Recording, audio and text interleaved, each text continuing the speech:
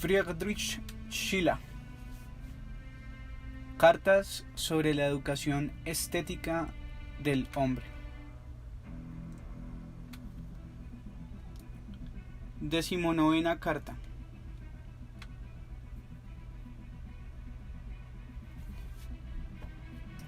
En general, pueden distinguirse en el hombre dos estados diferentes de determinabilidad, uno pasivo y otro activo, así como dos estados de determinación, uno pasivo y otro activo. Será explicando esta proporción como llegaremos a nuestra meta por el camino más corto. El estado del espíritu humano, previo a toda determinación que le proporcionan las impresiones de los sentidos, es una determinabilidad ilimitada. La infinitud del espacio y del tiempo se ofrece al libre uso de su imaginación, y dado que, según nuestra hipótesis, en este amplio reino de lo posible no hay nada asentado, y por consiguiente tampoco se excluye nada, puede denominarse entonces infinitud vacía a ese estado de carencia de determinaciones, lo cual no ha de confundirse de ninguna manera con un vacío infinito. Pero llega un momento en que la sensibilidad del hombre se ve impresionada y, del número infinito de determinaciones posibles, solo una va a hacerse real. Una representación va a nacer en el hombre, lo que en el estado precedente de simple determinabilidad no era más que una capacidad vacía. Pasa a ser ahora una fuerza activa, recibe un contenido, pero al mismo tiempo adquiere, en cuanto fuerza activa, un límite, ya que, en cuanto simple capacidad, carecía de límites. Así pues, la realidad existe, pero la infinitud se ha perdido. Para determinar una forma en el espacio, hemos de poner límites al espacio infinito. Para imaginarnos una variación en el tiempo, hemos de fraccionar la totalidad del tiempo. Así pues, llegamos a la realidad solo mediante limitaciones. A la posición o situación real, solo mediante negación o exclusión. Y a la determinación, únicamente suprimiendo nuestra libre determinabilidad. Sin embargo, de una pura y simple exclusión no podría resultar nunca ninguna realidad, ni tampoco de una pura y simple sensación podría resultar ninguna representación, si no existiera previamente algo de lo que poder excluir. Si la negación, por medio de una acción absoluta del espíritu, no se refiriese a algo positivo, y si la no posición no se convirtiese en contraposición, esta acción del espíritu se denomina juzgar o pensar, y su resultado es el pensamiento. Antes de determinar un punto del espacio, no existe ningún espacio para nosotros. Pero sin el espacio absoluto, no llegaríamos nunca a determinar ese punto. Lo mismo vale para el tiempo. Antes de poseer el instante, no existe para nosotros ningún tiempo. Pero sin el tiempo absoluto, no llegaríamos nunca a representarnos el instante. Así pues, solo alcanzamos el todo a través de las partes, y solo alcanzamos lo ilimitado a través de la limitación. Pero, del mismo modo, solo llegamos a las partes mediante el todo, y a la limitación únicamente mediante lo ilimitado. Por lo tanto, cuando afirmamos que la belleza constituye, para el hombre, un tránsito entre el sentir y el pensar, esto no ha de entenderse de ningún modo en el sentido de que lo bello pudiera llenar el abismo que separa el sentir del pensar, la pasividad de la actividad. Ese abismo es infinito, y sin la intervención de una facultad nueva y autónoma, no puede resultar nunca nada universal de lo individual, ni nada necesario de lo contingente. El pensamiento es la acción inmediata de esa facultad absoluta. Si bien los sentidos la impulsan a manifestarse, su manifestación misma depende tampoco de la sensibilidad, que más bien se presenta contraponiéndose a ella. La autonomía con la que actúa esa facultad absoluta excluye todo influjo ajeno a ella.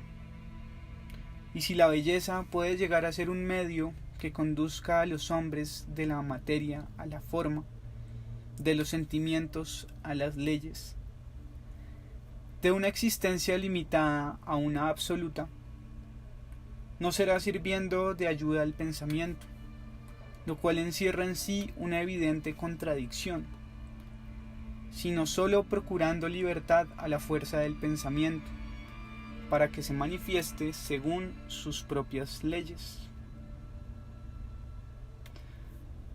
Pero esto presupone que la libertad del pensamiento pueda verse entorpecida, lo cual parece contradecirse con el concepto de una facultad autónoma. Una facultad que no recibe del exterior más que la materia sobre la que actúa. Puede ser estorbada en su acción solo si se la priva de su materia, es decir, solo negativamente, y estaríamos ignorando la verdadera naturaleza del espíritu si atribuyéramos a las pasiones sensibles un poder capaz de someter positivamente la libertad del ánimo. Si bien es cierto que la experiencia presenta innumerables ejemplos en los que las fuerzas de la razón aparecen oprimidas en la misma medida en que la actuación de las fuerzas sensibles se hace más viva, sin embargo, en lugar de derivar esa debilidad del espíritu de la fuerza de las pasiones, hay que explicar más bien la preponderancia de las pasiones por causa de la debilidad del espíritu, porque la sensibilidad solo puede constituir un poder hostil al hombre en la medida en que el espíritu haya renunciado libremente a manifestarse él mismo como poder. Pero parece que al intentar con esta explicación contestar a una objeción, me he complicado en otra, y he salvado la autonomía del ánimo solo a expensas de su unidad.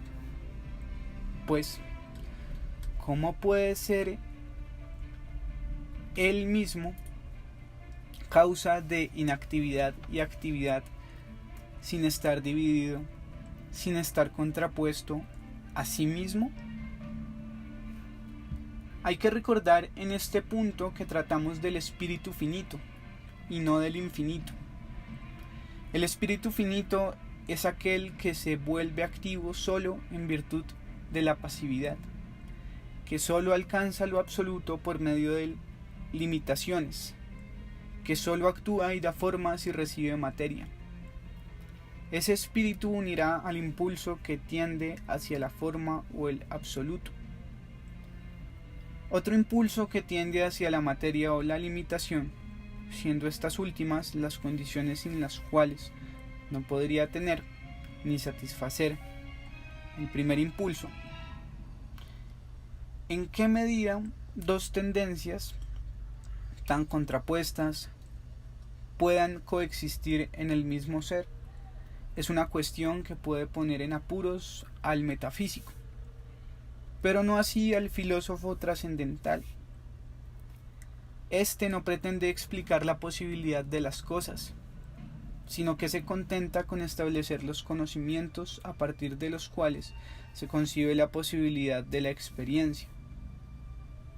Y ya que la experiencia sería tan imposible sin esa contraposición en el ánimo, como sin la absoluta unidad de éste, el filósofo trascendental establece, con todo derecho, ambos conceptos como condiciones igualmente necesarias para la experiencia, sin preocuparse por su posible conciliación. Por lo demás, esta inmanencia de dos impulsos fundamentales no contradice en modo alguno la absoluta unidad del espíritu. Mientras diferenciemos de esos dos impulsos al espíritu mismo, ambos impulsos existen y actúan en él. Pero el espíritu mismo no es ni materia ni forma, ni sensibilidad ni razón, lo que no siempre parecen haber tenido en cuenta aquellos que solo admiten que el espíritu humano es activo, si su proceder concuerda con la razón, y que lo declaran simplemente pasivo si su proceder se contradice con la razón. Apenas empiezan a desarrollarse cada uno de estos dos impulsos fundamentales, siguiendo su naturaleza, y por necesidad tiende a buscar su propia satisfacción. Pero dado que los dos son necesarios, y sin embargo los dos tienden hacia objetos opuestos, queda anulada entonces recíprocamente esa doble coacción, y la voluntad afirma una completa libertad entre ambos impulsos.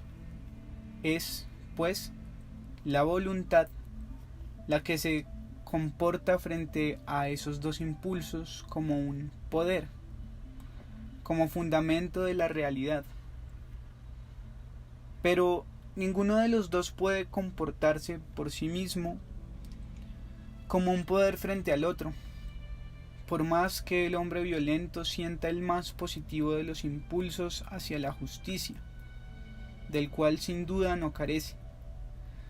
No renunciará, sin embargo, a la injusticia, ni tampoco la tentación más viva hacia el placer llevará al hombre de ánimo firme a romper con sus principios. No hay en el hombre otro poder que su voluntad, y sólo aquello que suprime al hombre, es decir, la muerte y la privación de la conciencia, puede suprimir su libertad interior. Una necesidad exterior a nosotros determina nuestro estado, nuestra existencia en el tiempo, por medio de la sensación. Esta sensación es completamente involuntaria, y hemos de aceptarla tal como actúa sobre nosotros. Del mismo modo, una necesidad interna pone de manifiesto nuestra personalidad, motivada por aquella sensación y en contraposición a ella, porque la autoconciencia no puede depender de la voluntad, ya que la voluntad la presupone. Esa manifestación original de la personalidad no es un mérito nuestro, ni tampoco su carencia es una falta que se nos pueda atribuir. Únicamente a aquel que es consciente de sí mismo puede exigírsele el uso de razón, es decir, absoluta consecuencia y universalidad de su conciencia. Antes de eso no es humano, y no puede esperarse de él ningún acto de humanidad. Tan difícil le resulta al metafísico explicarse las limitaciones a que se ve sometido el espíritu libre y autónomo bajo el dominio de las sensaciones, como al físico comprender la infinitud que se manifiesta en la personalidad a través de esas mismas limitaciones. Ni la abstracción ni la experiencia pueden retornarnos a la fuente de la que manan nuestros conceptos de universalidad y necesidad. La temprana aparición de esos conceptos en el tiempo los sustrae al observador y su origen suprasensible al investigador metafísico. Pero bien, la autoconciencia existe, y junto con su invariable unidad se establece la ley de la unidad de todo lo que existe para el hombre, y de todo lo que ha de llegar a existir por mediación del hombre, es decir, de su conocimiento y de su acción.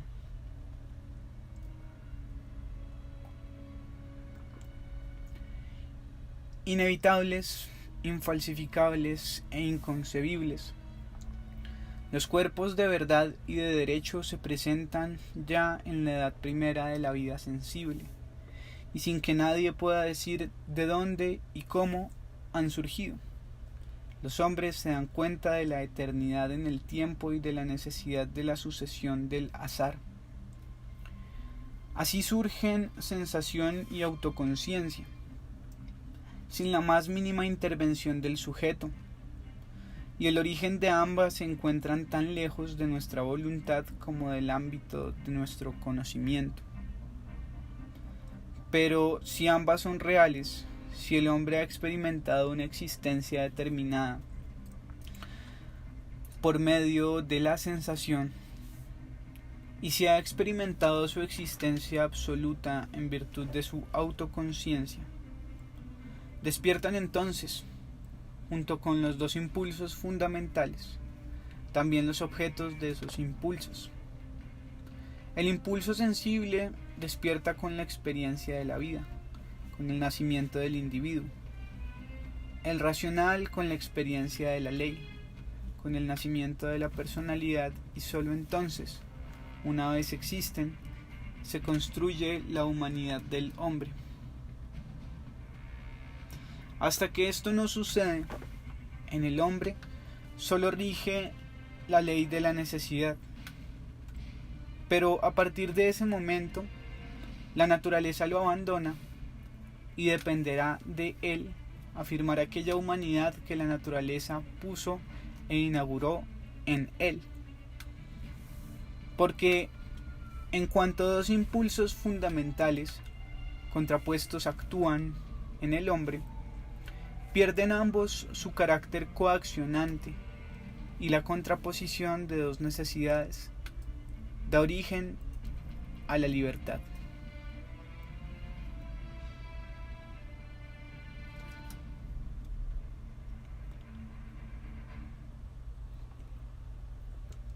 Para evitar malentendidos,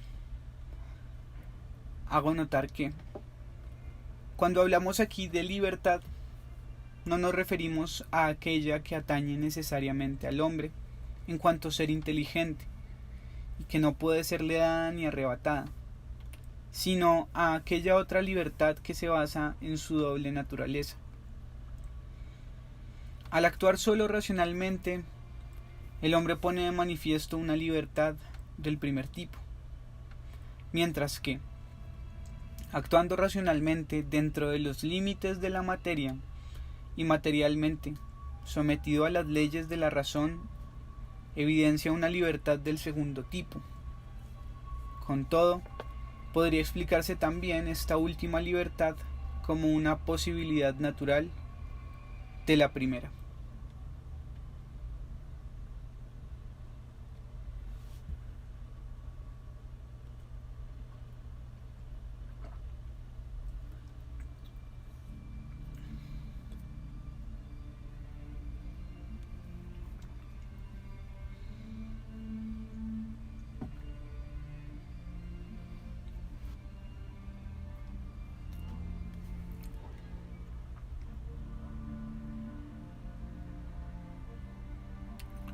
Vigésima carta. El hecho de que no se pueda actuar sobre la libertad se desprende ya de su simple concepto, pero de este también se sigue necesariamente que la libertad misma es un efecto de la naturaleza, tomando este término en su sentido más amplio, y no una obra del hombre, y que, por consiguiente, también puede ser activada y frenada por medios naturales. La libertad nace cuando el hombre está completamente formado, cuando sus dos impulsos fundamentales se han desarrollado ya. Así pues, no puede haber libertad mientras esté incompleto y uno de los impulsos quede excluido, pero ha de poder ser restablecida mediante todo aquello que es capaz de devolver al hombre su totalidad. Ahora bien, podemos determinar de hecho un momento, tanto en la evolución del conjunto de la especie como en la del individuo, en el que el hombre aún no ha alcanzado su perfección y solo uno de los dos impulsos actúa en él. Sabemos que comienza siendo pura vida para acabar siendo forma, que es antes individuo que persona, que, partiendo de la limitación, se dirige hacia la infinitud. El impulso sensible actúa, pues, antes que el racional, porque la sensación precede a la conciencia, y en esta prioridad del impulso sensible encontramos la clave de toda la historia de la libertad humana. Pues hay un momento en que el impulso vital, al no oponérsele todavía el impulso formal,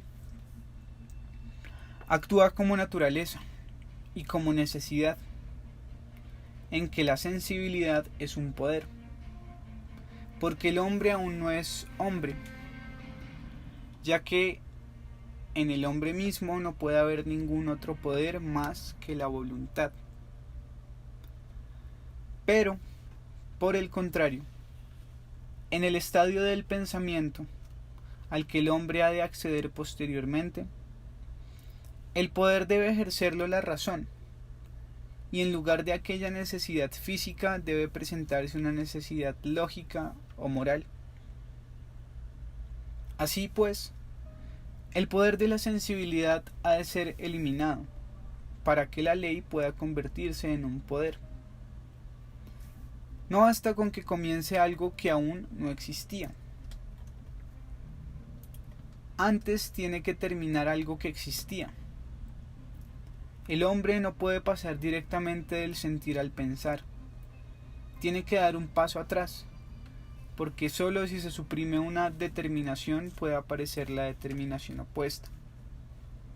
Así pues, para sustituir un estado pasivo por otro de actividad propia, una determinación pasiva por una activa,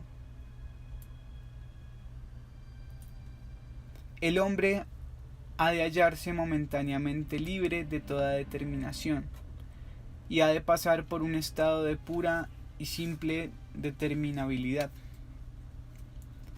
Por consiguiente, ha de regresar en cierto modo a aquel estado negativo de pura y simple determinabilidad en el que se encontraba antes de que algo impresionara sus sentidos. Pero aquel estado carecía de todo contenido, y ahora se trata de unificar la misma indeterminación y la misma determinabilidad ilimitada con el contenido más completo posible, porque de este estado ha de resultar inmediatamente algo positivo.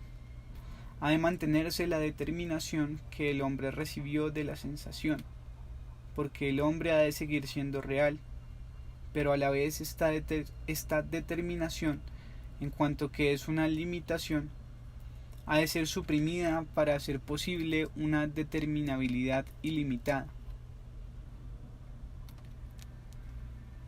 Así pues, la tarea consiste en suprimir y conservar al mismo tiempo la determinación del estado, lo cual solo es posible de una manera, a saber, oponiéndole otra determinación. Los platillos de una balanza se equilibran cuando están vacíos, pero también cuando contienen pesos iguales. Por lo tanto, el ánimo pasa de la sensación al pensamiento en virtud de una disposición intermedia, en la que la sensibilidad y la razón actúan simultáneamente, pero precisamente por eso anulan recíprocamente su poder de determinación, y por medio de esta contraposición dan lugar a una negación. Esa disposición intermedia en la que el ánimo no se ve coaccionado ni física ni moralmente, y sin embargo actúa de ambas maneras, merece ser considerada como una disposición libre. Y si llamamos físico al estado de determinación sensible, y lógico y moral al estado de determinación racional, habremos de denominar, pues, estético a ese estado de determinabilidad real y activa.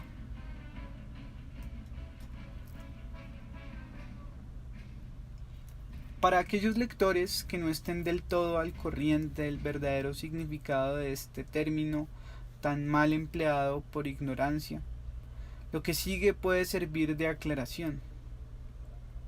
Todas las cosas que, de algún modo, aparecen en el mundo sensible pueden pensarse de acuerdo a 4 relaciones diferentes.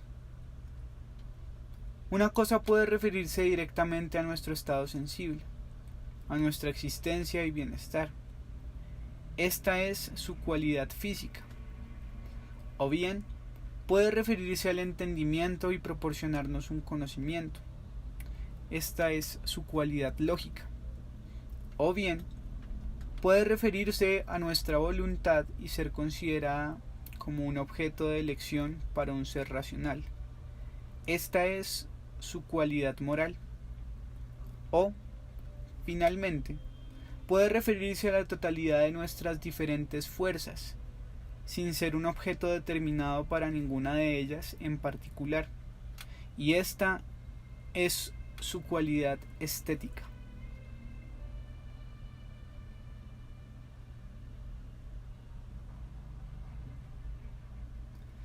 Una persona puede resultarnos agradable por su obsequiosidad, puede invitarnos a pensar con su conversación. Su carácter puede infundirnos respeto, pero, finalmente, también puede atraernos, independientemente de todo lo anterior, por el mero hecho de contemplarla, por su pura y simple apariencia, sin tener en cuenta ninguna ley ni ningún fin cuando emitimos un juicio sobre ella.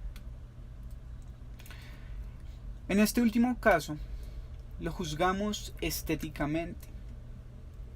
Así, hay una educación para la salud, una educación de la inteligencia, una educación de la moral y una educación del gusto y de la belleza.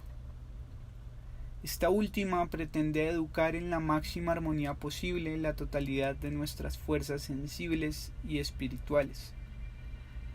Pero, dado que, seducidos por un falso gusto y llevados por un falso razonamiento a perseverar aún más en ese error, tendemos a asociar el concepto de lo arbitrario al concepto de lo estético. Permítaseme, pues, ahondar en esta explicación. Si bien estas cartas sobre la educación estética no se ocupan casi de otra cosa que de refutar ese error, en el hecho de que, en primer lugar, en el estado estético, el ánimo actúa libre de toda coacción y libre en su máximo grado, pero de ninguna manera libre de leyes, y de que, en segundo lugar, la libertad estética solo se diferencia de la necesidad lógica del pensamiento y de la necesidad moral de la voluntad, en que las leyes conforme a las que se comporta el ánimo no se representan y, al no encontrar resistencia, no aparecen como coacción.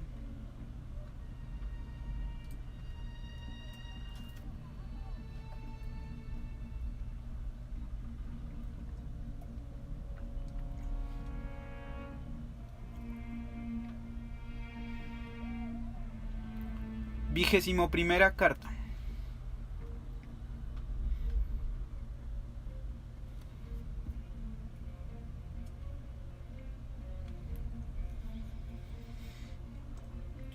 Como ya dije al principio de la carta anterior, hay un doble estado de determinabilidad y un doble estado de determinación.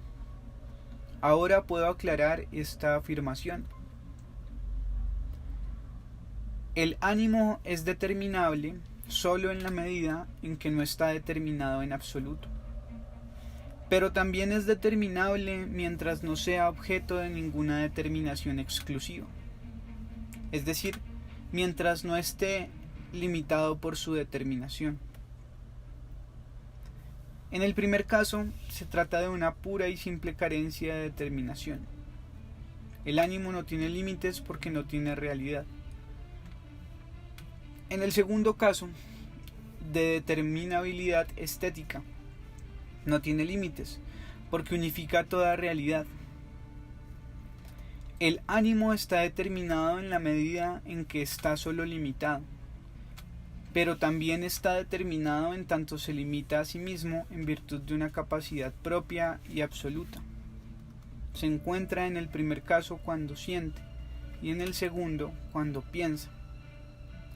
Así pues, lo que es el pensamiento con respecto a la determinación, lo es la constitución estética con respecto a la determinabilidad. El pensamiento es limitación por una infinita fuerza interior. La constitución estética es negación por una infinita plenitud interior.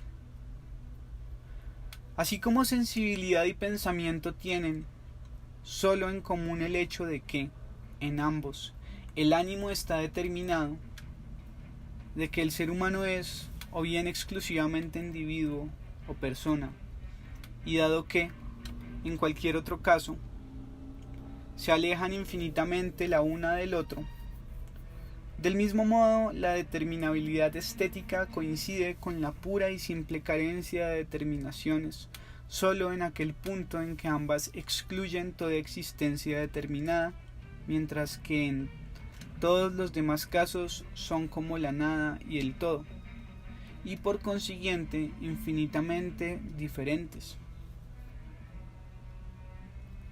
Así pues,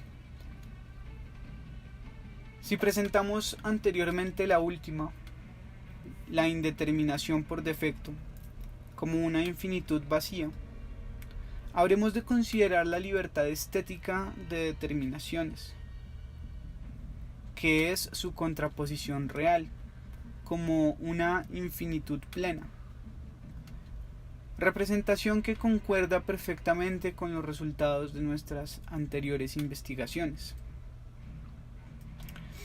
En el estado estético el hombre no es, pues, nada, si nos atenemos a un único resultado y no a la totalidad de sus facultades. Y si consideramos que carece de toda determinación particular, por eso ha de darse toda la razón a aquellos que consideran que la belleza y el estado de ánimo en que ésta nos sumerge son completamente indiferentes e inútiles con respecto al conocimiento y al modo de ser y pensar. Tienen toda la razón, pues la belleza no ofrece el más mínimo resultado ni para el entendimiento ni para la voluntad. No realiza ningún fin, ni intelectual ni moral. No es capaz de hallar ninguna verdad. No nos ayuda a cumplir ningún deber, y es, en una palabra, tan incapaz para fundamentar el carácter como para instruir a la inteligencia. Mediante la cultura estética, el valor personal de un ser humano o su dignidad, en tanto que ésta solo depende de él mismo, queda aún completamente indeterminada. Lo único que consigue la cultura estética es que el hombre, por naturaleza, pueda hacer de sí mismo lo que quiera, devolviéndole así por completo la libertad de ser lo que ha de ser. Pero con ello se ha conseguido también algo infinito, puesto que tan pronto recordemos que precisamente esa libertad le fue arrebatada en el estado sensible por la coacción unilateral de la naturaleza y en el pensamiento por la legislación exclusiva de la razón, tenemos que considerar entonces la facultad que se le devuelve al hombre en la disposición estética como el don supremo, como el don de la humanidad.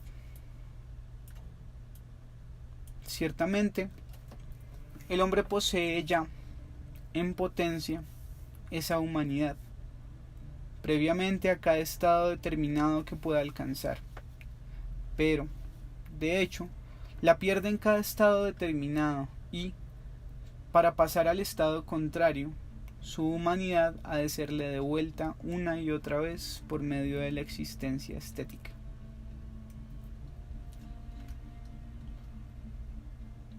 Aunque la rapidez con la cual ciertos caracteres pasan de las sensaciones a los pensamientos y a las decisiones, apenas nos permite apreciar la disposición estética, por la que han de pasar necesariamente esos espíritus, no pueden soportar, sin embargo, por mucho tiempo el estado de indeterminación y exigen impacientes un resultado que no encuentran en la ilimitación del estado estético. Por el contrario, el estado estético ocupa una superficie mucho mayor en aquellos otros caracteres que se complacen más en el sentimiento de la totalidad de las facultades que en la acción particular de una de ellas. Tanto temen los primeros al vacío, como apenas pueden soportar los últimos la limitación.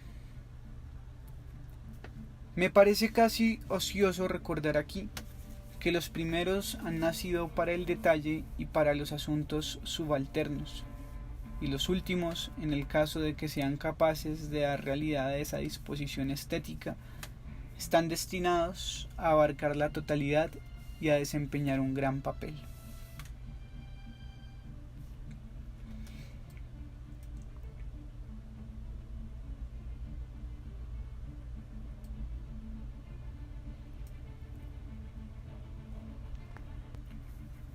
Así pues, no es sólo una licencia poética, sino también una aserción filosófica correcta, denominar a la belleza nuestra segunda creadora, pues aunque la belleza solo hace posible la humanidad y deja después a cargo de nuestra voluntad libre hasta qué punto queremos realizar esa humanidad, actúa entonces del mismo modo que nuestra creadora original, la naturaleza, que no nos otorgó otra cosa que la disposición hacia la humanidad, pero dejando la aplicación de la misma en manos de nuestra propia voluntad.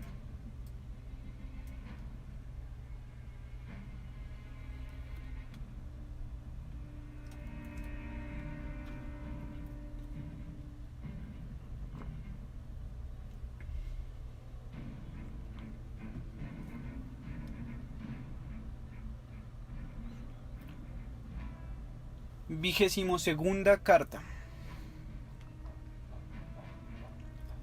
Así pues, si en un sentido hemos de considerar la disposición estética del ánimo como una nada, esto es, ateniéndonos a sus efectos particulares y determinados, en cambio hemos de considerarla en otro sentido como un estado de máxima realidad, desde la perspectiva de la ausencia de limitaciones y de la suma de las fuerzas que actúan conjuntamente en esa disposición. Por lo tanto, tampoco puede decirse que estén equivocados quienes afirman que el estado estético es el más productivo en lo que se refiere al conocimiento y a la moralidad. Tienen toda la razón, ya que una disposición de ánimo que comprenda en sí la totalidad de lo humano ha de encerrar también necesariamente dentro de sí la capacidad para toda manifestación particular de esa humanidad. Una disposición de ánimo que aleja toda limitación de la totalidad de la naturaleza humana. Alejará también necesariamente a ésta de cada una de sus manifestaciones particulares, precisamente porque no defiende exclusivamente ninguna función particular de la humanidad. Favorece sin distinción a todas y cada una de esas funciones y no tiene preferencia por ninguna de ellas, porque es el principio que las hace posibles a todas. Cualquier otra actividad proporciona al ánimo una aptitud especial, pero con ello le impone también un límite determinado. Solo la actividad estética conduce a lo ilimitado. Cualquier otro estado que podamos alcanzar nos remite a un estado anterior y requiere de uno posterior para su resolución. Solo el estado estético es un todo en sí mismo, porque aúna en sí todas las condiciones de su origen y de su duración. Solo en él nos sentimos como fuera del tiempo y nuestra humanidad se manifiesta con tal pureza e integridad como si no hubiera sufrido ningún daño por la intromisión de fuerzas externas. Aquello que halaga nuestros sentidos en la sensación inmediata abre nuestro ánimo delicado y sensible a toda impresión. Pero, del mismo modo, nos hace menos aptos para cualquier esfuerzo. Aquello que tensa nuestras potencias intelectuales y las induce a forjar conceptos abstractos, fortalece nuestro espíritu para toda clase de resistencia, pero lo endurece en la misma proporción, y nos arrebata tanta receptividad como nos ayuda a alcanzar una mayor actividad propia. Precisamente por eso, tanto una como la otra nos conducen al fin y al cabo necesariamente al agotamiento, porque la materia no puede pasarse mucho tiempo sin la fuerza formadora, ni esta fuerza sin la materia a la que ha de dar forma. En cambio, si nos hemos entregado al placer de la auténtica belleza, dominamos entonces del mismo modo nuestras fuerzas pasivas y activas, y nos volvemos con la misma facilidad hacia lo serio y hacia el juego, hacia el reposo y hacia el movimiento, hacia la ductilidad y hacia la resistencia, hacia el pensamiento abstracto y hacia la intuición. Esa elevada serenidad y libertad de espíritu, unida a la fuerza y al vigor, es la disposición de ánimo en que ha de dejarnos la auténtica obra de arte. Y no existe otra prueba del valor estético más segura que esta. Si, después de haber gozado de un placer estético, nos vemos especialmente inclinados a sentir o a actuar de una manera determinada y, por el contrario, torpes e indispuestos para cualquier otra, ello nos demostrará que no hemos experimentado ningún efecto estético puro, débase o bien al objeto o a nuestra propia manera de sentir o, como ocurre casi siempre, a ambos. Puesto que en la realidad no puede darse ningún efecto estético puro, ya que el hombre no puede nunca sustraerse a la dependencia de las fuerzas naturales, entonces la excelencia de una obra de arte consistirá solo en el hecho de acercarse lo máximo posible a ese ideal de pureza estética, y por grande que sea el grado de libertad que podamos dar a una obra de arte, la abandonaremos siempre en una determinada disposición de ánimo y con una tendencia determinada. Así pues, cuanto más universal sea la disposición de ánimo y menos limitada la tendencia que un determinado género artístico y un determinado producto de ese género imprimen en nuestro ánimo, tanto más noble será ese género y más excelente su producto. Esto puede verificarse en obras de diversas artes y en diversas obras de un mismo arte. Una bella melodía excita nuestra sensibilidad. Un bello poema aviva nuestra imaginación. Una bella obra plástica o arquitectónica despierta nuestro entendimiento. Pero aquel que inmediatamente después de un elevado placer musical quisiera invitarnos a pensar en conceptos abstractos o inmediatamente después de un elevado placer poético quisiera implicarnos en un minucioso asunto cotidiano o inmediatamente después de contemplar bellas pinturas y esculturas quisiera excitar nuestra imaginación y sobresaltar nuestro sentimiento, no podría haber elegido peor ocasión. Y ello se debe a que incluso la música más espiritual tiene, por su materia, una mayor afinidad con los sentidos de lo que permite la verdadera libertad estética, a que incluso el poema más logrado participa aún de los juegos caprichosos y fortuitos de la imaginación, en cuanto que ésta es su medio. Más de lo que permite la necesidad interior de la verdadera belleza, a que incluso la más excelente de las obras plásticas, y esta, acaso, mucho más que las otras, limita con la austera ciencia por la determinación de su concepto. De todos modos, estas afinidades especiales desaparecen cuando una obra de cualquiera de estos tres géneros alcanza un grado elevado de perfección, y una consecuencia necesaria y natural de su perfección es que las diferentes artes, sin prejuicio de sus límites objetivos, se asemejan cada vez más en su efecto sobre el ánimo. La música en su nobleza suprema ha de llegar a ser forma y conmovernos con la serena fuerza de la antigüedad. Las artes plásticas en su máxima perfección han de llegar a ser música y conmovernos con su presencia inmediata y sensible. La poesía, en su desarrollo más perfecto, ha de captar poderosamente nuestro ánimo, como la música. Pero al mismo tiempo, como la plástica, ha de envolvernos con una serena claridad.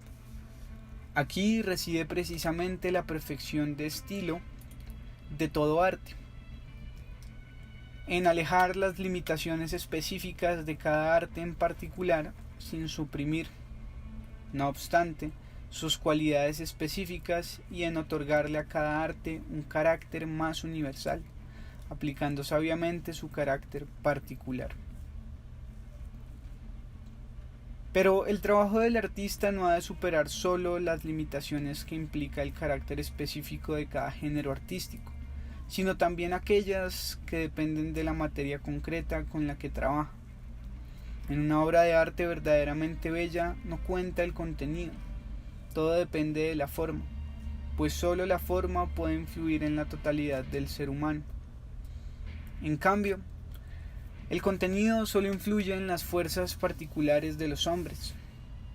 El contenido, por muy sublime y universal que sea, actúa siempre limitando al espíritu y, por ello, la verdadera libertad estética solo podemos esperarla de la forma, pues en eso consiste el auténtico secreto magistral del artista, en aniquilar la materia por medio de la forma. Y en cuanto más imponente, pretenciosa y seductora sea la materia en sí misma, cuanto más despóticamente imponga su efecto, o cuanto mayor sea la tendencia del espectador a entregarse inmediatamente a ella, tanto más triunfante será el arte capaz de contener al espectador y de afirmar su dominio sobre la materia. El ánimo del espectador ha de permanecer completamente libre e intacto, ha de salir puro e íntegro de la esfera mágica del artista. como de las manos del creador. La materia más frívola debe ser elaborada de tal manera que nos sintamos inclinados a pasar directamente de ella a la más rigurosa seriedad. El más serio de los temas ha de elaborarse de tal manera que seamos capaces de sustituirlo inmediatamente por el más simple de los juegos.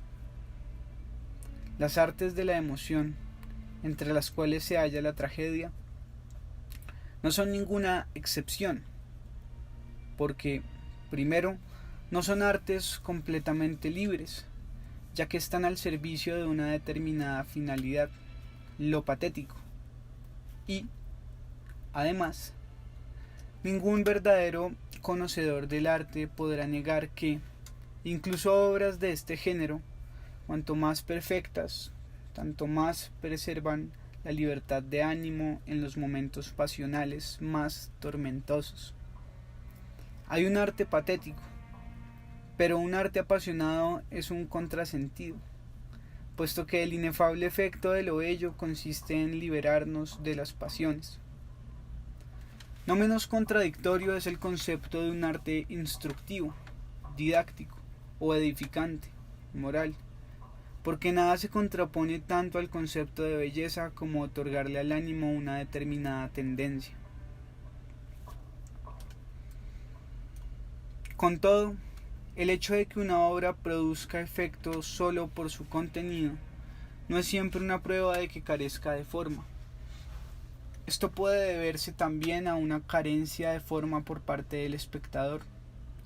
Si está demasiado tenso o relajado, si está acostumbrado a percibir las cosas solo con el entendimiento o solo con los sentidos, seguirá ateniéndose a las partes, incluso ante la totalidad más lograda y a la materia, incluso ante la más bella de las formas, siendo solo sensible a los elementos más rudimentarios de la obra de arte.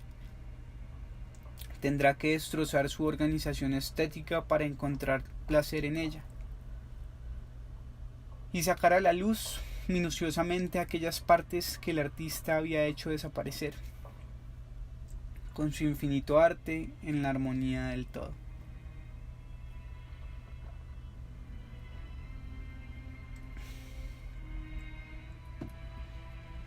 Su interés es exclusivamente moral o exclusivamente material, pero no estético, que es lo que debería ser.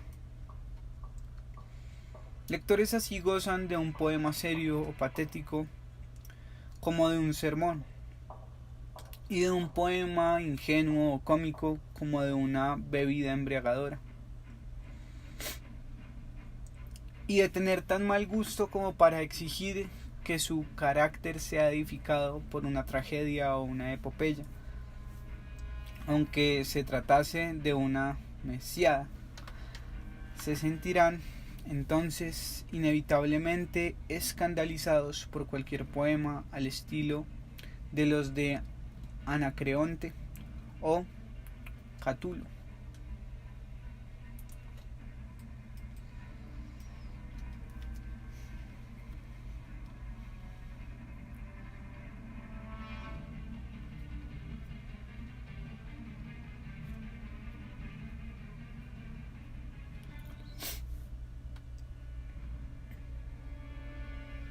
Vigésimo-tercera carta.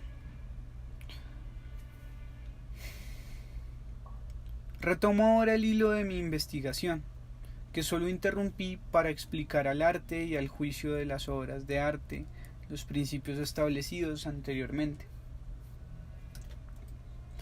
El tránsito del estado pasivo del sentir al estado activo del pensar y del querer no puede producirse sino en virtud de un estado intermedio de libertad estética. Y aunque este estado intermedio en sí mismo no influye para nada en nuestros conocimientos ni en nuestra manera de ser y pensar, y, por consiguiente, deja absolutamente sin resolver nuestro valor intelectual y moral, es, sin embargo, la condición necesaria para llegar a un conocimiento y a una manera de ser y pensar. En una palabra, no hay otro camino para hacer racional al hombre sensible que el hacerlo previamente estético. Pero, querréis objetarme, ¿ha de ser absolutamente necesaria esa mediación? ¿Es que la verdad y el deber no pueden encontrar ya de por sí y por sus propios medios un acceso al hombre sensible? A esto replicaré, no es solo que no puedan, sino que su fuerza indeterminante debe provenir únicamente de sí mismos. Y nada contradiría más mis afirmaciones anteriores que el que pudieran dar pie a la opinión contraria. He puesto explícitamente de manifiesto que la belleza no tiene ninguna consecuencia ni para el entendimiento ni para la voluntad, que no se inmiscuye en ningún asunto del pensar ni del decidir, y que simplemente concede a ambos la capacidad de pensar y decidir, pero sin determinar para nada el uso real de esa capacidad. En este uso se prescinde de toda ayuda ajena. La forma lógica pura, el concepto, ha de dirigirse directamente al entendimiento, y la forma moral pura, la ley, directamente a la voluntad. Pero que esto pueda realizarse, es decir, el hecho de que haya solo una forma pura para el hombre sensible, esto, afirmo, únicamente puede hacerlo posible la disposición estética del ánimo. La verdad no es algo que, como la realidad o la existencia sensible de las cosas, pueda recibirse desde fuera. Es algo que el pensamiento hace surgir por sí mismo, haciendo uso de su libertad, y esa actividad propia, esa libertad, es precisamente lo que echamos de menos en el hombre sensible. El hombre sensible está ya determinado y carece, por consiguiente, de toda libre determinabilidad. Ha de recuperar esa determinabilidad perdida antes de poder sustituir su determinación pasiva por una determinación activa. Pero no puede recuperarla de otro modo que perdiendo la determinación pasiva que tenía, o conteniendo ya en sí la determinación activa a la que debe pasar.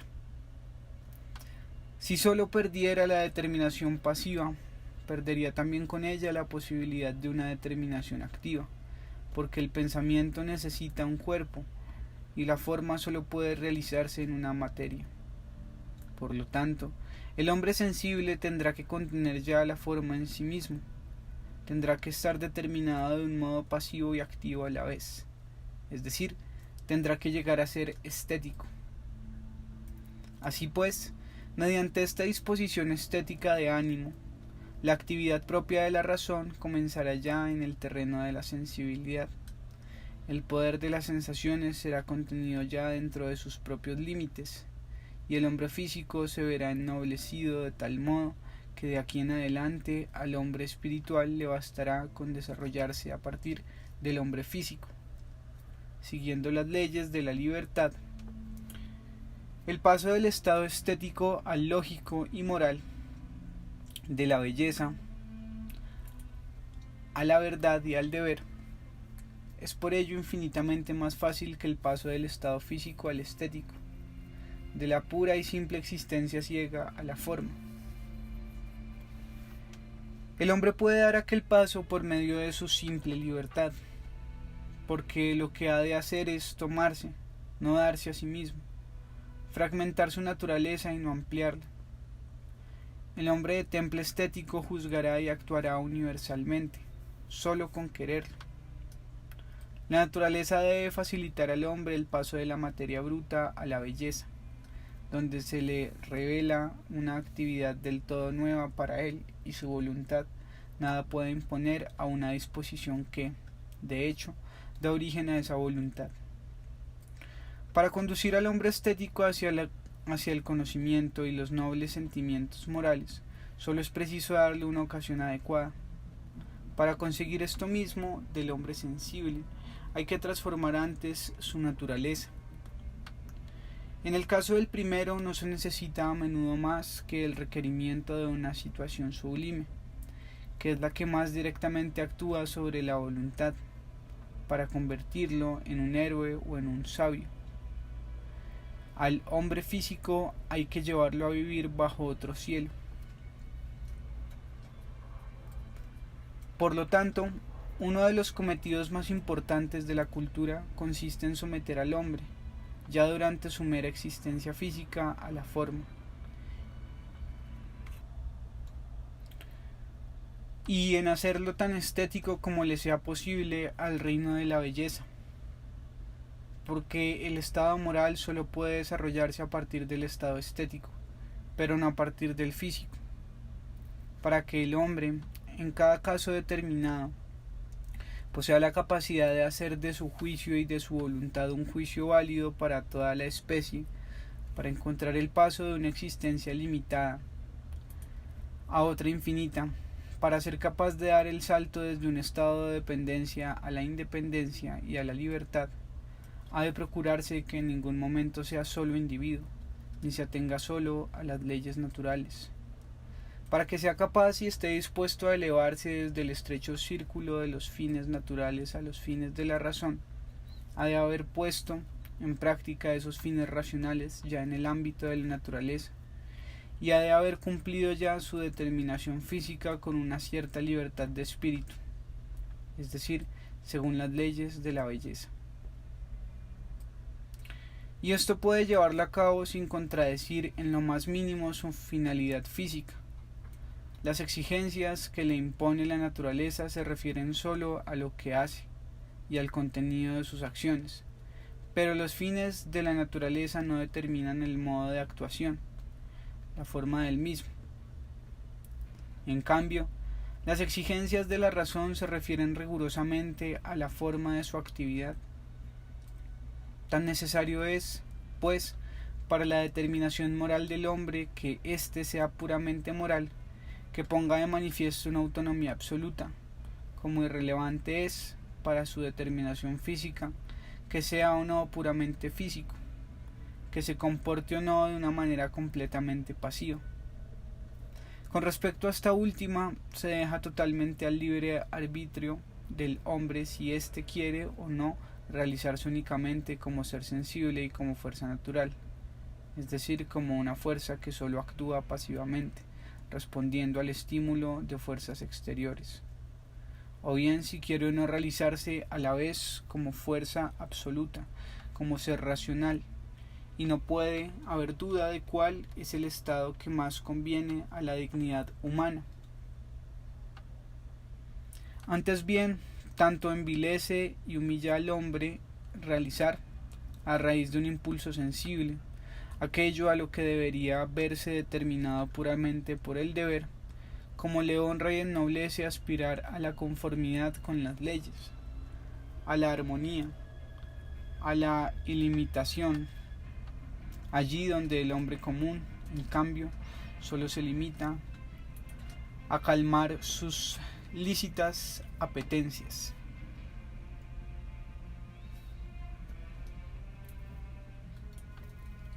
Esta manera tan ingeniosa y estéticamente libre de tratar la realidad común es, donde quiera que se la encuentre, el rasgo característico de un alma noble. Podemos llamar en general noble a aquel ánimo que, gracias a su especial forma de tratar las cosas, posee el don de convertir en algo infinito incluso el asunto más limitado y el objeto más nimio. Se llama noble a la forma que imprime un sello de autonomía a aquello que, por naturaleza, solo sirve para algo, es decir, a aquello que es solo un medio. Un espíritu noble no se da por satisfecho con ser él mismo libre. Ha de liberar también todo lo que le rodea, incluso lo inanimado, Ahora bien, la belleza es la única manifestación posible de la libertad en la apariencia sensible, una expresión predominante del entendimiento en un rostro humano, en una obra de arte, etc. No puede, pues, resultar noble, como tampoco puede ser nunca bella, porque revela la dependencia, que no puede separarse de la finalidad, en lugar de ocultarla. El filósofo moral nos enseña que nunca podemos hacer nada más que nuestro deber, y tiene toda la razón si se refiere solo a la relación de las acciones con la ley moral. Pero en el caso de aquellas acciones que se refieren solo a un fin, ir más allá de ese fin, hacia lo suprasensible, lo cual no puede significar aquí otra cosa que llevar a cabo lo físico de una manera estética, significa a la vez ir más allá del deber. En tanto éste solo puede prescribir que la voluntad es sagrada, pero no que haya de sacralizarse también la naturaleza. No es posible, pues, superar moralmente el deber, pero sí superarlo estéticamente, y a este comportamiento lo denominamos noble. Pero precisamente por eso, porque en lo noble se percibe siempre un elemento superfluo, es decir, porque aquello que solo precisa de un valor material posee además un valor formal y libre, o bien porque al valor interno que ha de tenerse se le añade otro externo del que podría carecer perfectamente. Algunos han confundido ese carácter superfluo de lo estético con un carácter superfluo de la moralidad, y seducidos por la apariencia de la nobleza, han introducido en la moralidad una arbitrariedad y una contingencia que, de hecho, la suprimirían. Hay que distinguir una conducta noble de una sublime.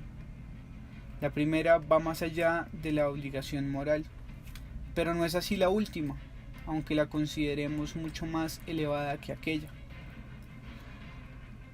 No es que respetemos la conducta sublime porque supere el concepto racional de su objeto, de la ley moral, sino porque supera el concepto de experiencia de un sujeto, nuestro conocimiento de la bondad y de la fuerza de la voluntad humanas.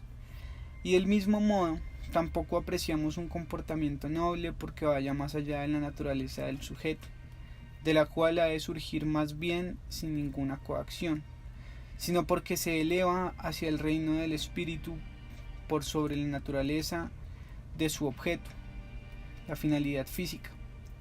Podríamos decir que, en el primer caso, nos sorprende la victoria del objeto sobre el hombre, y en el segundo admiramos el empuje que el hombre da a los objetos.